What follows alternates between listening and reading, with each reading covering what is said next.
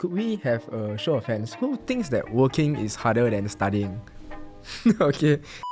Hey guys, I'm Danish. I'm a Healthcare Merit Award scholar studying pharmacy in NUS. Today we have with me 3 scholarship recipients and they have already graduated and are currently working as healthcare professionals. So starting us off, could we go around to introduce ourselves? Hi everyone, my name is Elfia, but people also call me Elfie. I'm a senior podiatrist at NUH. I've worked there for about 5 years now. I got my Healthcare Merit Award scholarship in 2016. Hi, I'm Senior Staff Nurse Kim. I'm from Tan Tock Seng Hospital.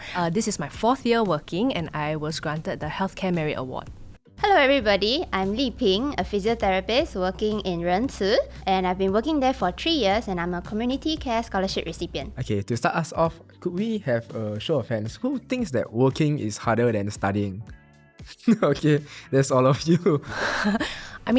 Studying is definitely also difficult. I think, especially as scholars, we have to keep up our grades, and maintain a certain standard. So I think that was the most stressful part for me as a student. I started work and I graduated in 2020. So that was peak COVID time. I think coming to work in general is already quite a huge transition, but starting work and transitioning into nursing full-time during COVID was very, very stressful. I think the learning curve was very steep and there was just constant changes in protocol, skills that you have to constantly adapt to. So that was the most stressful part for me. To add on to Kimberly, similar experience because for myself, I studied in Trinity College Dublin in Ireland. As I understand, Elfie is also studying overseas.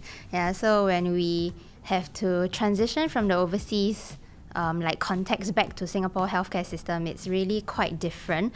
So it's not only the hospital systems that are different, but your patient profiles are also different. It was really very stressful. So I'm a podiatrist. I see a lot of complex wounds. So the ones I saw when I was a student were really small wounds.